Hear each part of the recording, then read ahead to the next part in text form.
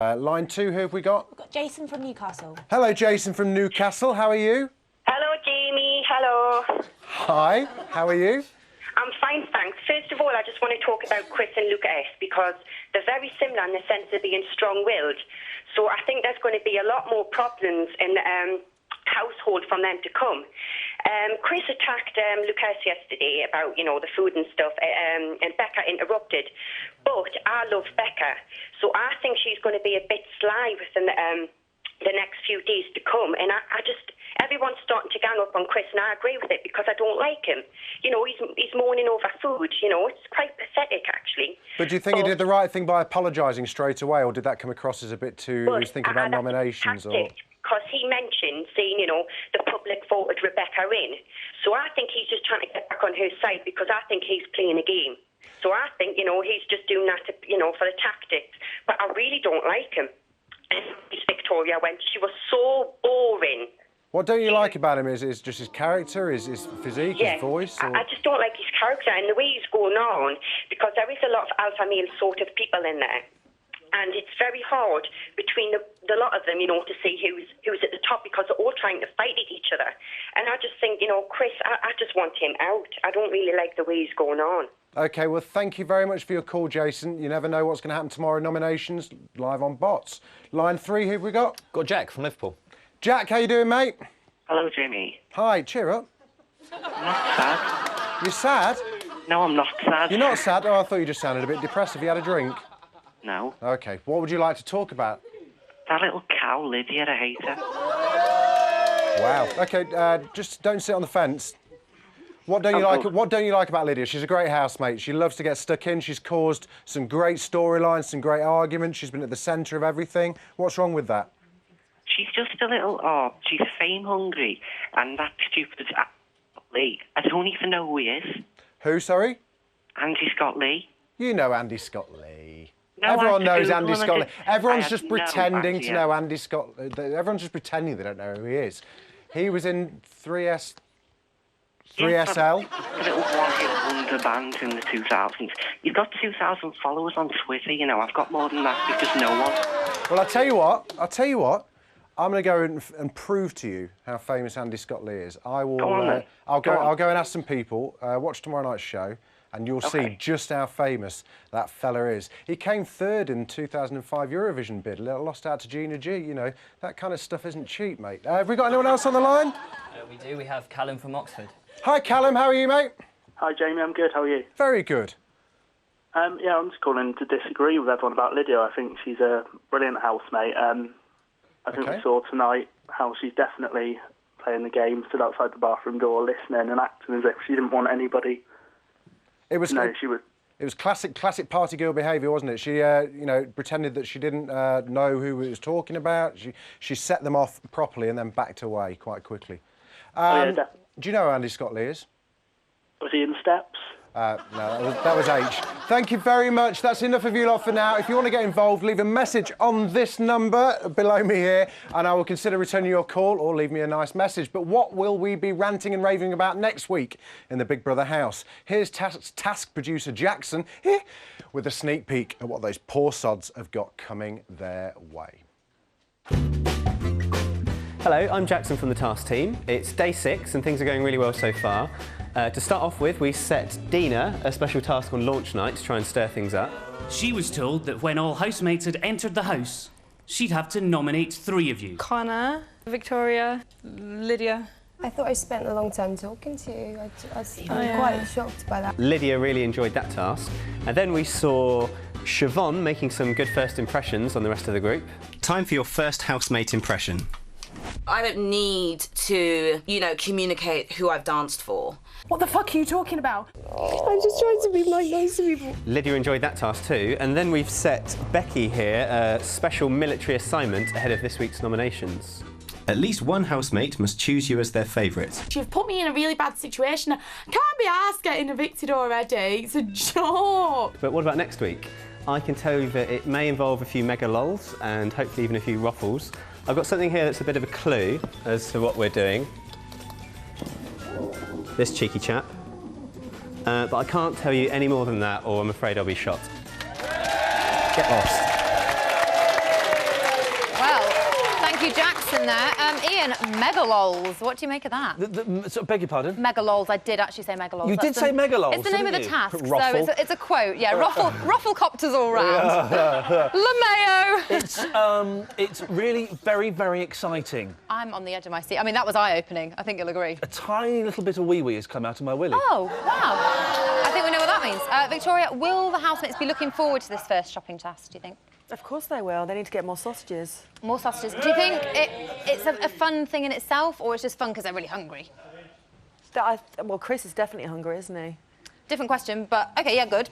Mark, what kind of task would bring everybody together? I think something that shows maybe positive aspects of people's personalities so that we can have a more rounded out view of people as opposed to the first impressions we saw this week. Oh, OK, so maybe megalols could be the one. Megalols could be the winner. Well, we're going to have to wait to find out what fresh drama that will bring to the house. Join us after the break when we'll be finding out whether Becky has passed her secret mission. Don't say we never give you anything. See you in 4. Welcome back to Big Brother's Bit on the Side, shining brightly on 5-star like those massive silver balls in the garden. Here's today's news. So all the housemates will nominate for the first time tomorrow, and whispers are rife in the house at the moment with all the nomination chit-chat going on. It's all getting so confusing. But it hurt me because Dina went in and went and had a fucking gossip with her in the toilet. You know, after last night, saying we was going to stick together and that. I just don't know who to trust anymore. Chris, they want him out of the crew. Yeah. Yeah. That's probably why they haven't told him about nominations. They won't pick us to work on. They'll pick people like you because they think they can sway you. Yeah, so you have to show them that you're stronger than them. Like already, Aaron has been swaying you. Yeah. Look, he's working you and it's working. Fuck me, this is real. This is a game for real. That's what I'm saying.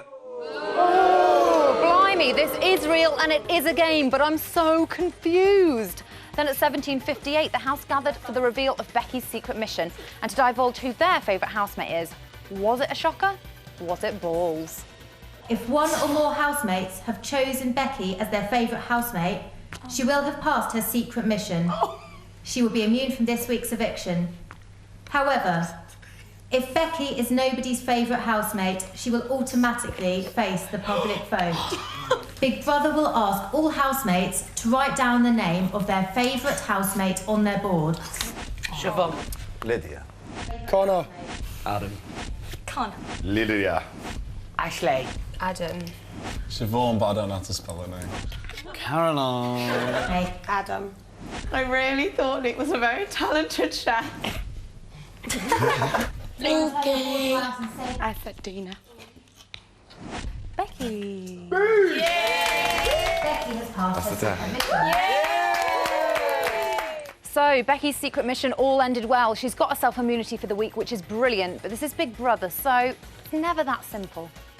No, but did you have to pick a person and pretend like you were the No, friend? everybody. Every single person, like, you don't have to... Everybody, You tried to get No, not at all. She spent all day with me today. Don't make me feel... She spent all day with me today. I don't understand. Is that she came in and she had just to anyone, like, it didn't have to be... I just hope it was real and it wasn't... It was.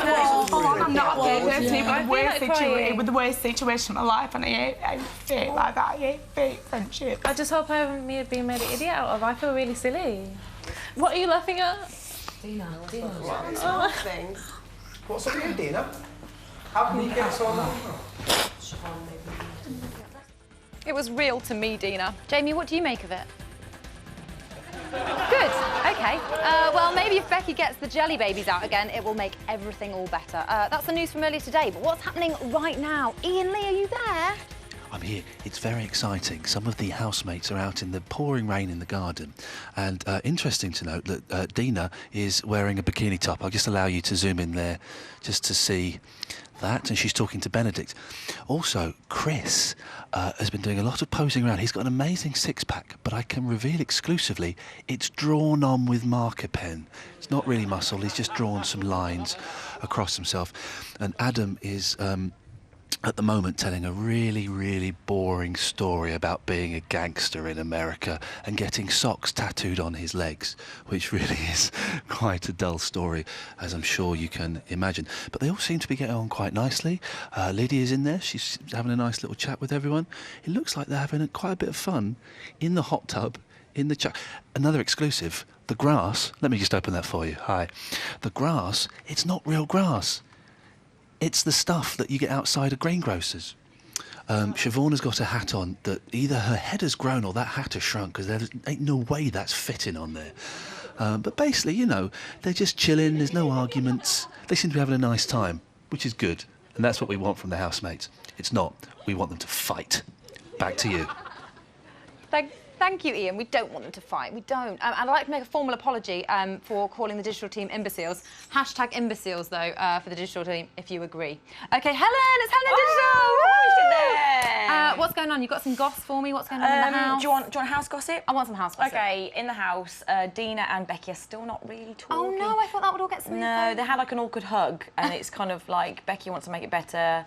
The housemates all played like fun games in the garden, like Wink Murder and all the classics. All the classics. And have there been any rumblings about nominations? Has that caused any stir? That's kind of, I think that's been at the back of everyone's minds, and everyone's playing Happy Families in kind of, because that's happening tomorrow, is that?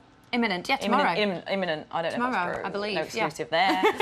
But loads of You've got exciting tweets for me. Loads of exciting tweets. Guess who tweeted us? Who? Not only BAFTA and BAFTA-winning director-actor Noel Clarke. It must be a mistake. He was watching the show earlier and said, "Why all the BB Young'uns obsessed with who's fake? You can't be fake in an environment like that. True colours will come out." Amen, My Noel. boy Benedict to win. He wants Benedict to win. Controversial. Controversial Indeed. Any other interesting tweets? We've got one saying Jamie East looks like a better-looking James May. I'd take that, Jamie. That's the best you're going to get. That's quite funny. That's the best you're going to get. Loads more tweets. Is there anything about Sausagegate? Yeah, Sausagegate. I've got. Samuel Thompson says, why didn't they just cut up the spare sausages and share them out between everyone who wanted more? Hashtag common sense. Hashtag share it. Which kind of makes sense, really. That's a really good idea. Yeah, well done, Samuel. Thank you, Samuel. Thinking If only with they your head, thought like that not to with get your him in the house. And Ryan reckons it's the most amazing, best moment in BB history. I tend to agree. Yeah. Well, that's all we have time for today. Tune in tomorrow when Emma will be revealing this week's nomination results. You were right. But now, here's a bit of Jamie with bedtime reading. We love this bit, don't we, Helen? We love it.